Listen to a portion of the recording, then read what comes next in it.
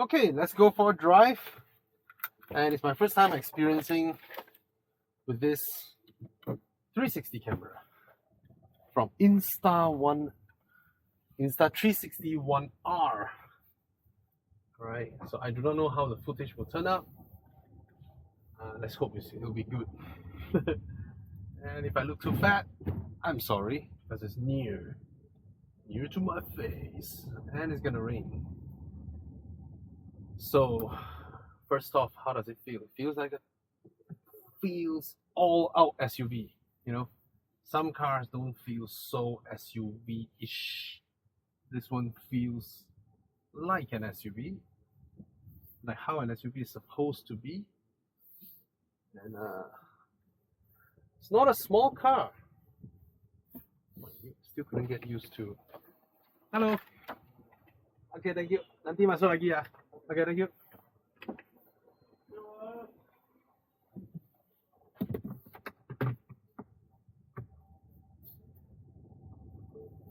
That's an XC90. I'll spend 400 on that. Okay. So, first off, going through speed bumps and all that, usual Land Rover stuff, solid. The car feels very, very solid. Feels you're driving a chunk. A car that isn't put together by a lot of pieces, but carved out from one single piece. You know, it has that solidity. Speed bumps. New car, of course, it has to go through speed bumps as well. There is a stupid green color stuff showing me I am pressing too much throttle, and then it goes into yellow color. I think that's utterly dumb. You know, oh, that's a nice Boxster. And even though the interior room of this car is not crazy wide, it is still considered very spacious because it has a wide, you know, middle console over here. Overall, I felt that I'm driving a much larger car than GLC or X3, but in terms of interior room, I don't see that it's that big of a difference. I mean, it's certainly not in the range of the XC90's size, but the driving feel gives me a sensation of a much larger car than XC60 or GLC or X3. Even though the room inside, there isn't any noticeable gain from this one versus the others. Probably the rear seats slightly more legroom, but that's ever so slightly. That's a nice Forester. Lovely car. And the drivetrain.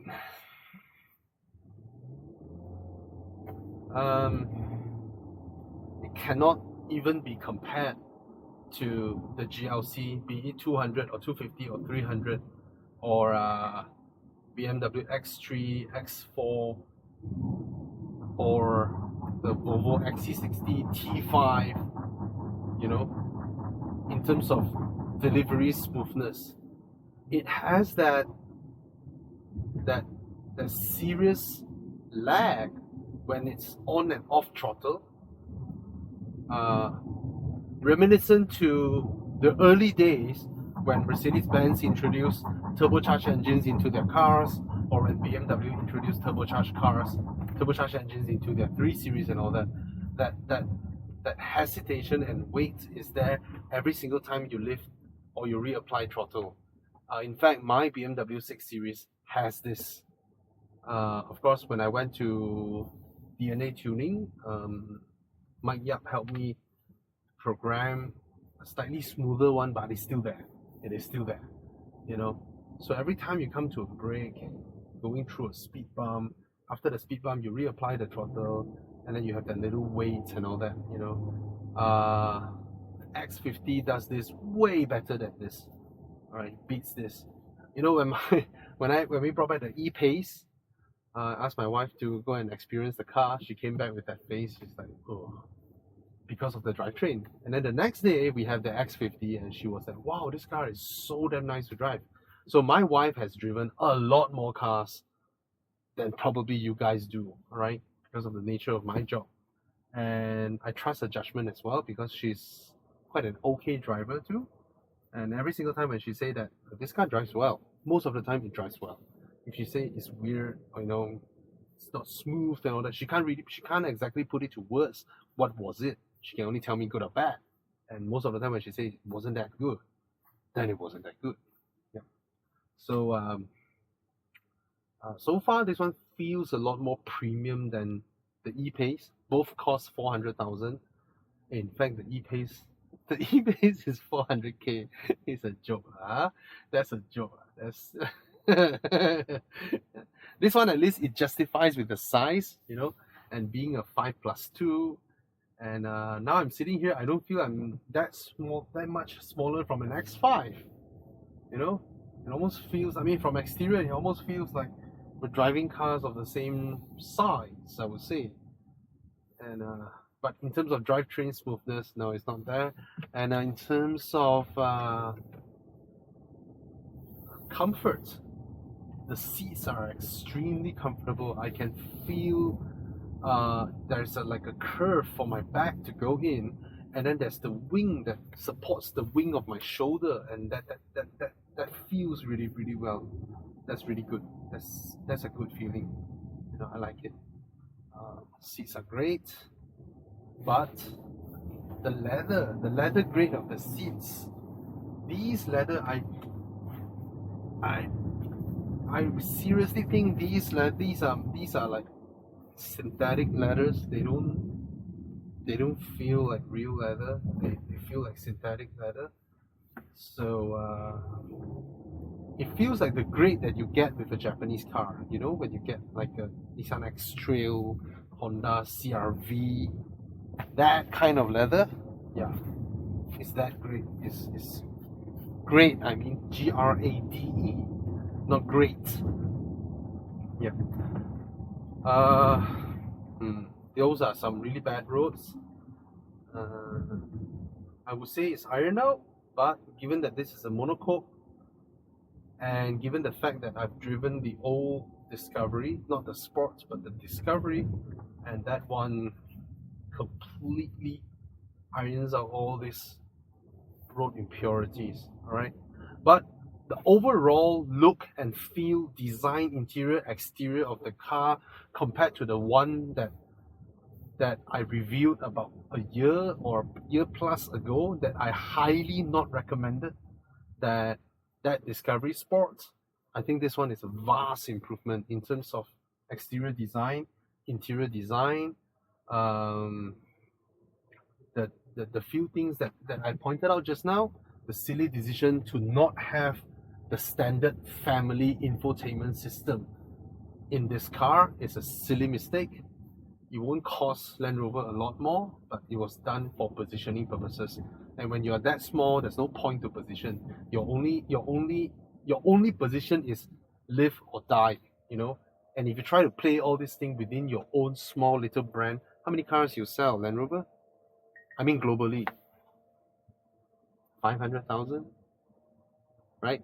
So no point. There's no point doing all this silly positioning when you're trying to survive. All right. So scrap that nonsense Range Rover, Land Rover bullshit.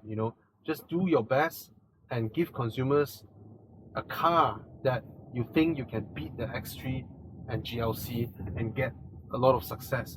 The Land Rover brand has a slightly higher positioning for consumer mindset. It's slightly closer to Porsche Cayenne levels, and make use of that. Don't do silly stuff like this, right? A stupid slow LCD screen with a slow processor behind. There's no reason, right? Because the car is good, you don't have to be hold back by these things, right? And the Velar should have been the car that goes out there and kill Macans, kill X3s, X5s, and all that, right?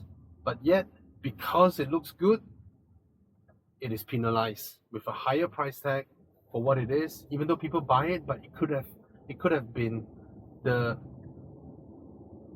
the be-all-end-all SUV out there killing everybody because of the way it looks. Again, because of this silly positioning, it hampered Land Rover's potential to reach new heights. You know, the Velar and the Evoque should be the consumer-facing, everyday driving SUV, while you have your hardcore Range Rover, Vogue, the big one, and your Discovery. You don't even need the Range Rover Sport, right? The Velar is there. Why do you need the Range Rover Sport? So that's the thing, all right?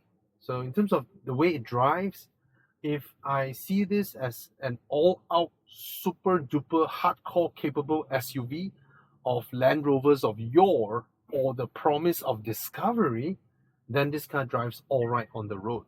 But I'm not sure whether this Discovery Sport now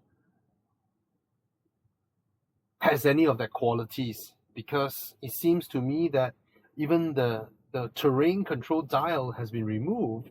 So is this still, even though my beliefs are that Land Rover is still a brand that is super capable when it comes to off-road,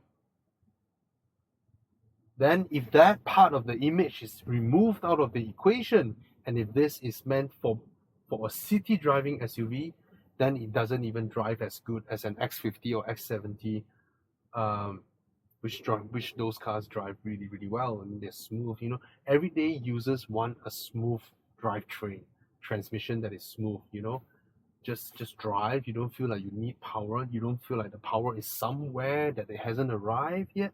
You don't feel all this nonsense. You just drive. The car doesn't remind you all the time that it's doing work. That's the hallmark of a good everyday driving car. All right. Oh crap! I thought it's my light. Never mind. I'll just make a U-turn. I can't break down there. Yeah. The way the turbo boosts and the gaps between the boost comes on and off isn't compensated well with a correct gearing or power delivery. You know, it suffers from the same problem as the E-Pace when it comes to drivetrain, but it's a bigger car, you have more wheelbase to absorb the suspension, steering weightage is good, visibility is just about alright for the size of the car. The windscreen is rather narrow, but it's not narrow by any means. It's just that for the size of the car, I would have expected a more expansive view. A more expansive view. Like I was driving the GLB that day, right? It was a small Mercedes SUV. The visibilities are awesome.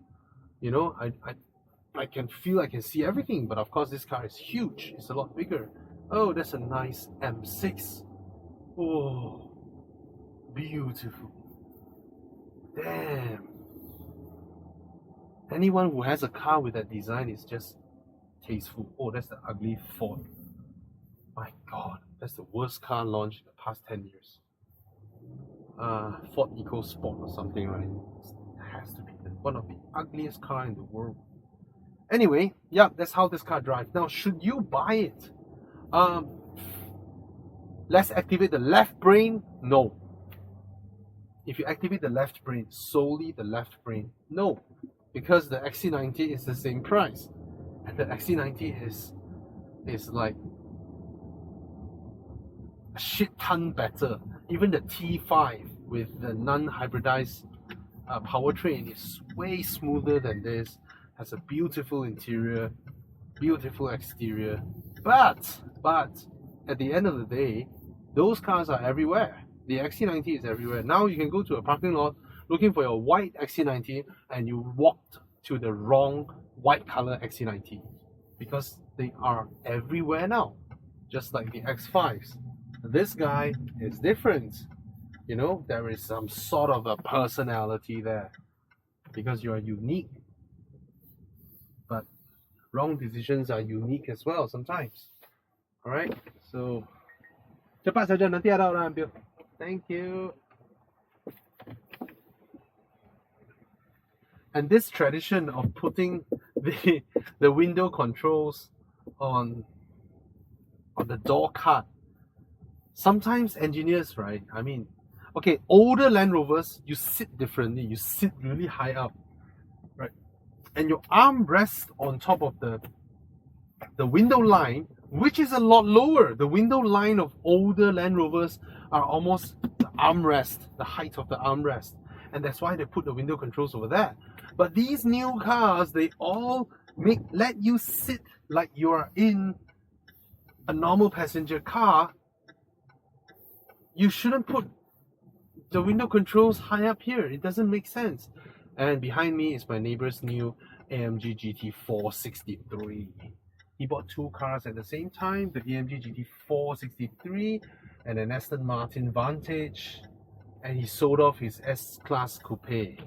I has a sad. Someone traded luxury for power, high-end interior for E-Class interior.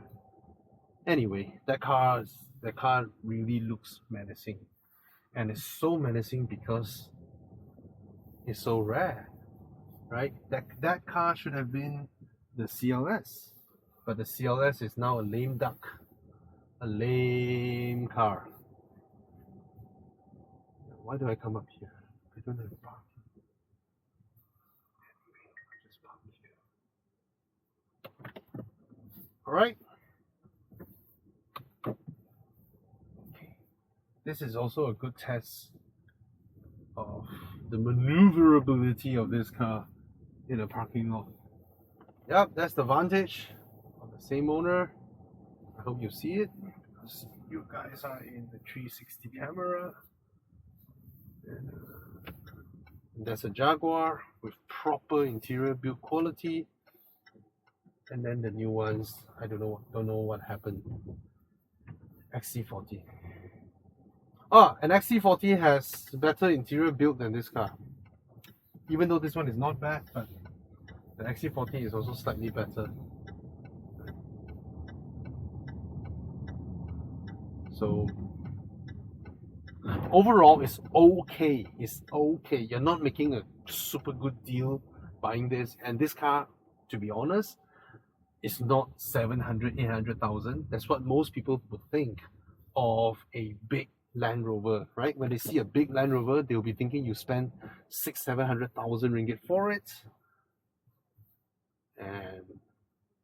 And the screen did not come up for some reason. I have no idea why. Did I broke it? Alright. But I have a soft spot for Land Rovers. I do have a soft spot.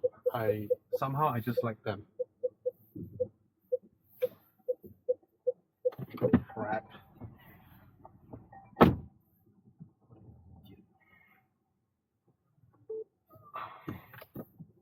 I'm used to seeing the butt of my car slanted to the lines because both my Aston and RS6 has extremely wide butt. Did I park too near to the car next to me? Yeah, I'm such an asshole. It's not because she couldn't get up the car. Okay. Let's give her more room, huh?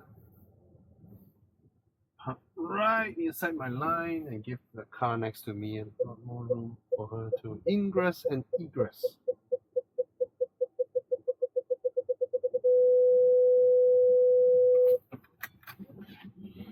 All right. Cheers.